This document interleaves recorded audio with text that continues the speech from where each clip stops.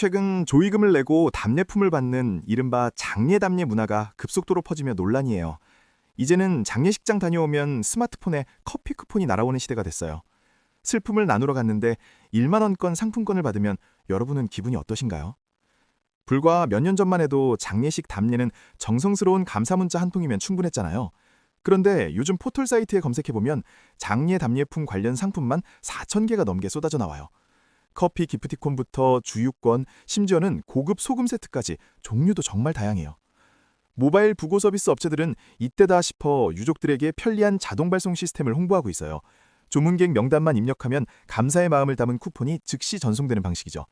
바쁜 유족들 입장에서는 일일이 연락하는 수고를 덜어주는 고마운 서비스일 수 있어요. 하지만 이런 편리함 뒤에 숨은 상업적인 냄새 때문에 눈살을 찌푸리는 분들이 정말 많아요. 조의금을 내고 물건을 되돌려받는 느낌이라 불편하다는 목소리가 여기저기서 터져나오고 있죠. 슬픔을 나누는 자리가 마치 기브앤테이크를 하는 비즈니스 현장처럼 변질됐다는 거예요. 특히 조문객들 사이에서는 답례품으로 받은 물건을 쓸 때마다 묘한 기분이 든다고 해요. 조문에 감사드립니다라는 문구와 국화꽃이 그려진 수건을 집에서 사용하기엔 매번 고인이 떠올라 부담스럽다는 거죠. 선의로 준 선물이 오히려 받는 사람에게 숙제를 남겨주는 꼴이에요. 직장인들 사이에서는 이미 이 문화가 하나의 보이지 않는 규칙으로 자리 잡고 있어서 더 문제예요. 옆자리 동료가 장례 후 커피를 돌리면 나도 나중에 똑같이 해야 한다는 압박감을 느끼게 되거든요. 결국 감사한 마음보다는 남들 눈치 때문에 억지로 지갑을 열게 되는 상황이죠. 돈 냄새를 맡은 업체들의 공격적인 마케팅도 이 논란에 기름을 붓고 있어요.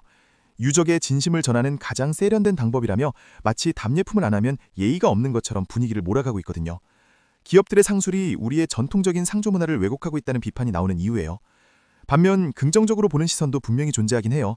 멀리서 귀한 시간 내어 찾아온 분들에게 밥 한 끼 대접 못하는 미안함을 표현하는 방식이라는 거죠. 직접 만나서 인사하기 어려운 요즘 시대에 모바일 쿠폰은 합리적인 대안이라는 주장이에요. 기쁨을 나누는 결혼식 답례는 당연하면서 왜 슬픔을 나누는 장례 답례는 안 되냐는 반론도 있어요. 감사의 크기를 물질로 측정할 수는 없지만 작은 성이라도 표시하고 싶은 유족의 마음을 이해해달라는 거예요. 시대가 변한 만큼 예적의 형태도 바뀌어야 한다는 논리죠. 하지만 여기서 우리가 놓치지 말아야 할 핵심은 바로 부담의 연쇄골이에요.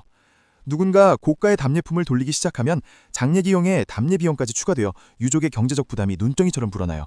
안 그래도 힘든 시기에 남들만큼 해야 한다는 강박이 유족을 2번 울리는 셈이죠. 실제로 한 온라인 커뮤니티에서는 조의금 5만 원을 냈는데 만 원짜리 쿠폰을 받아 당황했다는 사연이 올라왔어요. 돈을 주고받는 형식이 강조되다 보니 조문의 본질인 애도는 사라지고 금액 계산만 남게 된 거예요. 이게 과연 우리가 원하던 따뜻한 위로의 모습일까요? 전문가들은 이런 현상을 사교적 비용의 과잉이라고 지적하고 있어요. 모든 인간관계를 물질적인 보상으로 해결하려는 경향이 장례 문화에까지 침투했다는 분석이죠. 정작 중요한 건 유족의 손을 한번 잡아주는 진심 어린 위로인데 말이에요.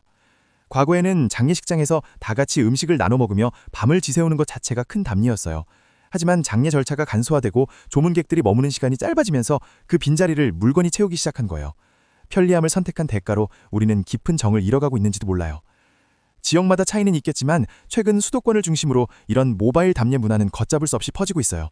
회사 단체 채팅방에 올라오는 기프티콘 세례를 보며 누군간 세상 참 좋아졌다고 하지만 누군간 씁쓸함을 감추지 못하죠. 답례품 안 받았다고 욕할 사람은 아무도 없다는 한 누니꾼의 말이 큰 공감을 얻고 있어요. 조문객이 바라는 건 선물이 아니라 고인이 편히 잠들고 유족이 기운을 차리는 것뿐이니까요.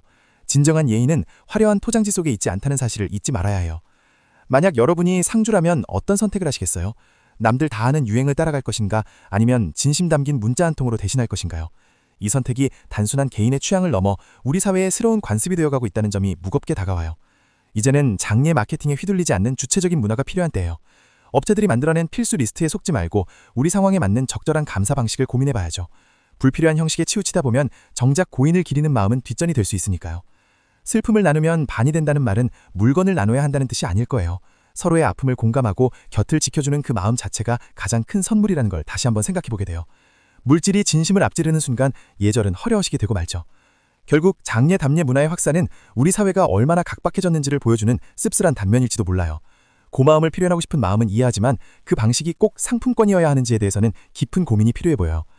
여러분은 장례식 조문 후 기프티콘을 받는 문화에 대해서 어떻게 생각하시나요? 성의 표시니 고맙다 vs 상술일 뿐이고 부담스럽다. 여러분의 솔직한 의견을 댓글로 남겨주세요. 다음 영상에서 만나요. 감사합니다.